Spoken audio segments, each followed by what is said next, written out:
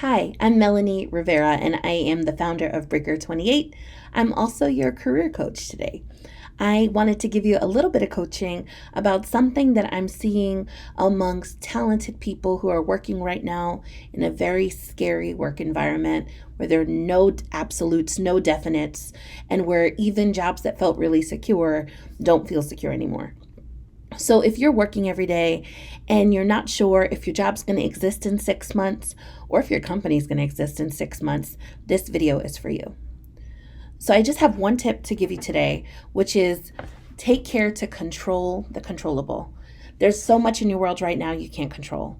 But where your job is concerned, there are pieces that are controllable. By that, I mean there are pieces you can get your hands around that can put you in the best possible position to retain your job, even if the world around you is a little shaky. So, the first thing that I would advise anyone to do that's feeling a little bit about the future of their job is to have an honest conversation with their manager. Now, your manager is not going to know necessarily the future of the company 6 months out.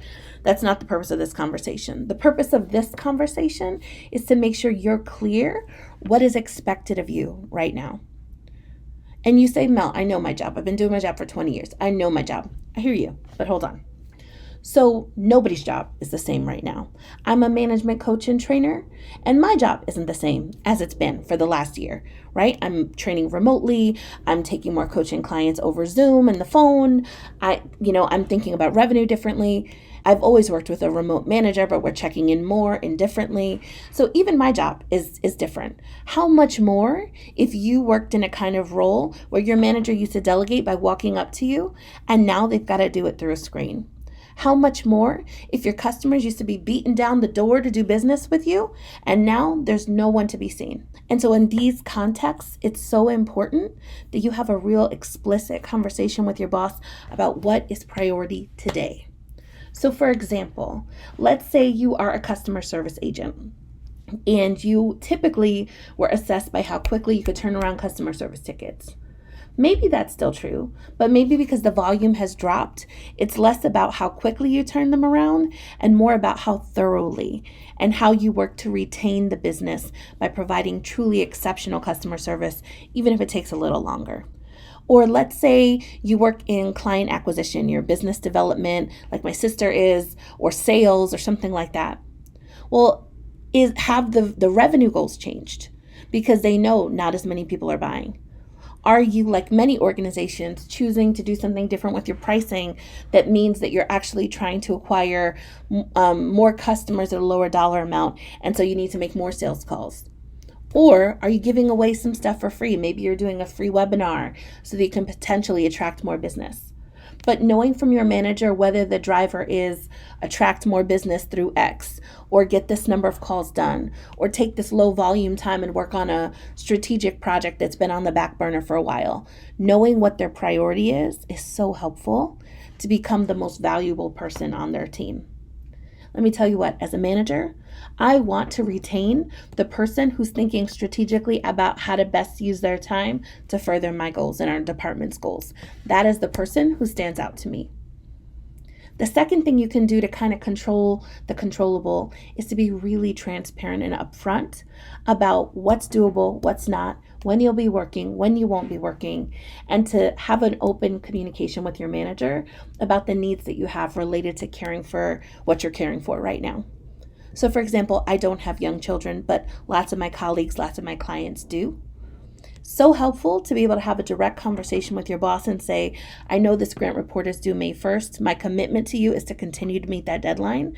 I also am providing schooling 2 hours a day. And so as a result, a lot of those hours are going to be in the evening. And so what that looks like is I will have a draft to you by the 15th, like I promised, and I will have the final version to you by the 1st. But it may look like I'm working weird hours to get that done. That's just how it's going to be right now in order to maintain my family responsibilities. That's what I need to do. Or conversely, if there was a project which made total sense before the pandemic and does not make sense today, being explicit with your manager saying, I know this was a priority. I know this was something we intended to do.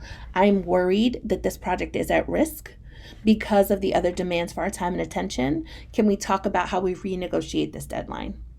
Or can we talk about what piece of the project can be done by deadline and what pieces we can delay? I'll tell you what, as a manager, the people who have upfront conversations with me about what deadlines need to change, those are the people I keep around. The people that get in front of the work far enough to see, hey, you want me to do 5 things? I can only do 4. Which 4 would you like?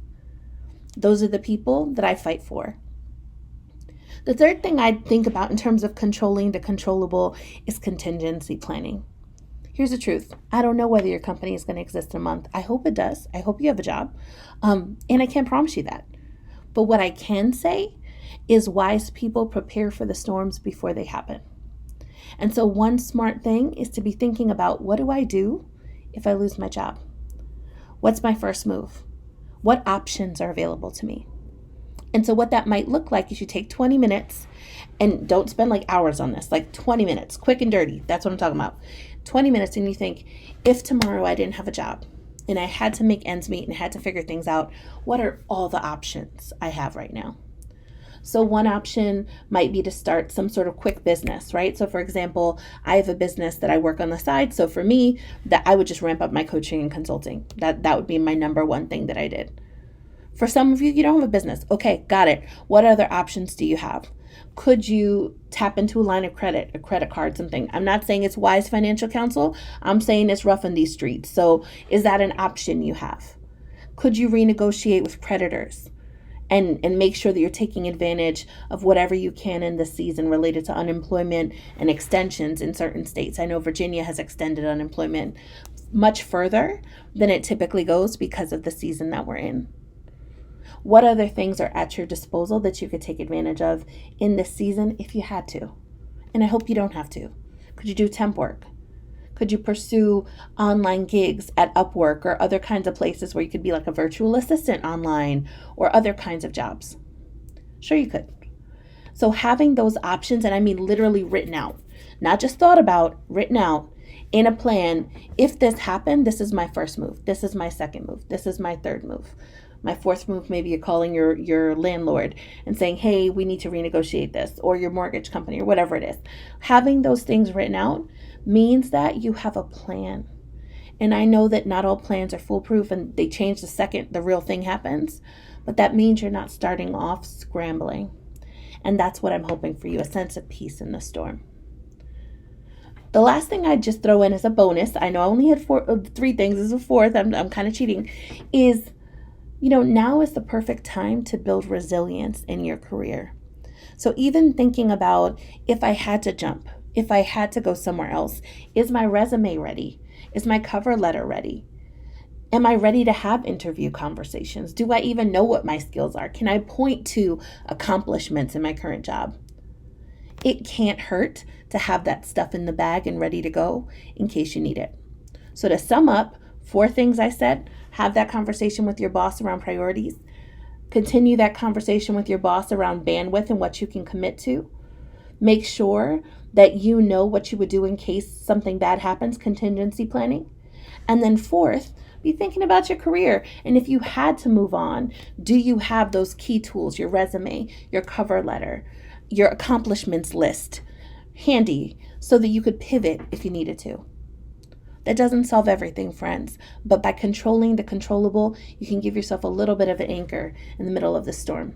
I hope this was helpful. If it was, my suggestion is you subscribe below. I'm going to be putting up videos like this once a week at least the rest of the pandemic, maybe after, we'll see. And additionally, if you'd like to read more of what I'm writing or what I'm thinking, you can find me on LinkedIn. I publish there, or on Medium. I'll put those links in the comments. Until then, just know I'm cheering for you. I'm in your corner. And if you are having trouble figuring out this work stuff, you're not alone, and we will get through this together.